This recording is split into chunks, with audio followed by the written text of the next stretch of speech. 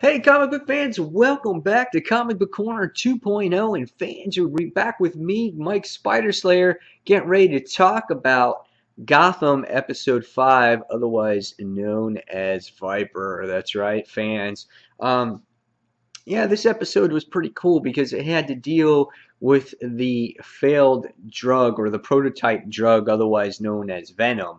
And this episode mainly focused on that drug, how there was this main doctor, or professor, whatever he was, that actually was giving out the Viper drug to people. And whenever you inhaled it, these people would get super strength like Bane would get, except over time, probably about 2-3 hours in time, we wind up seeing that there's a calcium deficiency, and these people would have their bones be crushed, and they wind up suffocating and dying. And that's what you see in this episode. And then you get to see Harvey and Gordon try to solve this particular crime, and we wind up finding out that it's a side company of Wayne Enterprises that was behind this. And throughout this episode as well, we actually get to see Bruce Wayne really start to become now that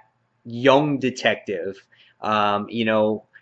Beginning his legacy as like a young Batman, trying to figure out what Gotham is all about, the ins and outs, all the corruption that's going on. And in this episode, what I thought was really good too is by the time you got to the end of this episode, you really found that for the first time now, Alfred was on Bruce's side. And you can see those two's relationship really building in the episode towards the end, which I really liked.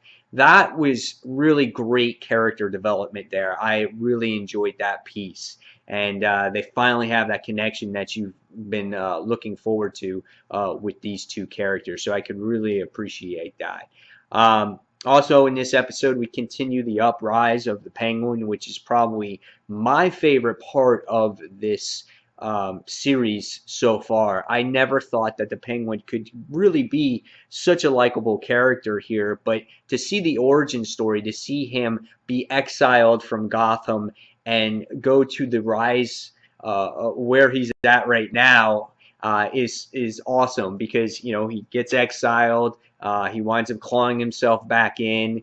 Um, he kills a dishwasher to get a dishwasher's job position. He makes a few coins to start. He gets an earnest pay, and then he winds up, setting up taking up Maroni's money. Some guys to take his money, and you can see him clawing his way to the top. He's like this little snitch. And now in this episode, you really get to see him finally get into the inner circle of Maroni's clan, which I thought was really neat too. And you can see the little sniveling, connival type of person that he really is in this episode again. But that's what's making him successful. I really like the Maruti character as well. I think he plays that typical gangster like mafia guy. He's got the old accent, and he's out there. He's like, hey, you got a good future here. He's like, tell me the truth. And he puts the napkin in his shirt when he's sitting there eating and discussing things with Jim Gordon to make sure that they're on the same page and things like that. So I really like the element there with the Marooney clan. The next thing we get to see also in this episode is we get to see Fish Mooney's uh, motive here to try to go after Falcone. And we can see that she's training this young girl to be her secret weapon. And at the end of the episode, you finally get to see why she's listening to certain music, and why she's trying to be perfect. And it looks like by the end of the episode, you wind up seeing to get under Falcone's skin to try to make him soft or whatever the case may be. So it gives Fish the perfect opportunity to strike. So really interesting aspect there. And then again, Harvey in this episode was really, really good too, especially in the beginning of the episode. I really enjoyed it too when they were talking about lunchtime. Like there's this crime going on. He's like, but it's lunch. It's lunch. And I thought that was so funny. So even though the main story in this episode had to do with the Viper drug, um, I thought, the overall story this week of Gotham was really well done, and there was lots of great character moments here.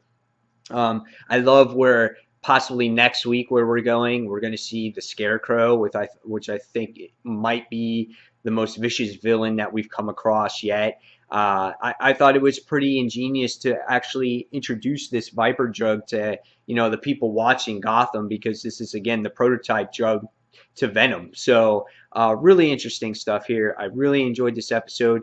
We didn't get to see Barbara in this episode. We know that her and Jim are having these tough times right now, but that's okay. I really didn't miss Barbara. I really don't feel, besides her being eye candy in the show, there's no purpose behind her. She just sits in an apartment all day. And Montoya and the other detective, same thing. Like, I could care less if they're even in the show at this particular point. So without those characters, it wasn't a loss for me. I really enjoyed this. You get to see a little bit more Bruce Wayne, and you get to see more Alfred, and I like seeing them work together. And I'm very hopeful in this series that we will get to see that more and more, and they find out more of what's going on with Gotham and things like that. So overall, good episode. I'm going to give this one probably a four out of five. It wasn't perfect. I think I would have maybe loved to seen the Venom drug, or the Viper drug, I'm sorry, maybe focused on one particular person and them having to try to stop the particular person, instead of it being handed out to the masses, and they were having tough time handling these people and throwing them in jail cells. It seemed a little chaotic at times, and I guess maybe that's what they were going for. But I would have maybe loved to seen it focused on one person, make it more like a Bane type of thing in a way. So I don't know, but that's my opinion there. I really enjoyed it. 4 out of 5 stars for me. Guys, leave me your comments below. What did you like about this week's episode of Gotham? And fans, as always, thank you for watching Comic Book Corner 2.0. And tonight, guys, don't forget about Comic Frontline Live. We do our show every Tuesday night at 9 p.m. Eastern Standard Time. You guys can check us out on our thoughts of comics and news and a whole lot more. So, guys, as always, thank you for watching, and I'll see you soon. Take care, fans. Bye.